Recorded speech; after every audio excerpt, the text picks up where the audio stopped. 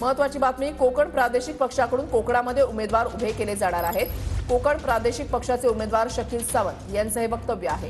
कोकणातील जनतेला परिवर्तन हवंय असं शकील सावंत यांचं म्हणणं आहे।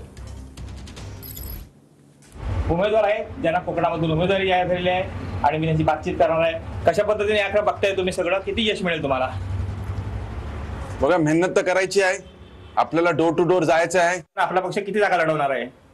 नाही, कोकणामध्ये खाली आपण लढणार, खाली सिंधुदुर्ग रत्नागिरी। निशाणी दिली का आपल्याला? काय निशाणी तर अजून आपल्याला भेटली नाहीये, तर आता मी इंडिपेंडेंट राहणार। कोकण प्रादेशिक पक्षांना मग इंडिपेंडेंट उभा राहणार आणि जरी फॉर्म भरणार तर ती आम्हाला निशाणी भेटणार, मग ती आम्ही डिक्लेअर करणार।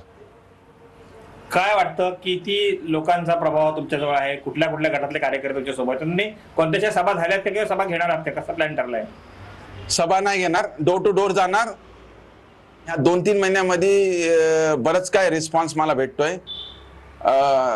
ओके, मी आज फ्रेश कॅन्डिडेट आहे आणि लोकांना माझ्यावर विश्वास केला तर प्रामाणिकपणे मी काम करू शकतो त्यांच्यासाठी आणि बरंच काय करू शकतो त्यांच्यासाठी। आपल्याला जे इन्फ्रास्ट्रक्चर वाढवायचं आहे रत्नागिरी सिंधुदुर्गाचा, त्याच्यासाठी लोकांना बदलाव पाहिजे आणि हा बदलाव लोकांना करायला पाहिजे। कृष्णकांत सागावकर, मराठी, चिपळूण।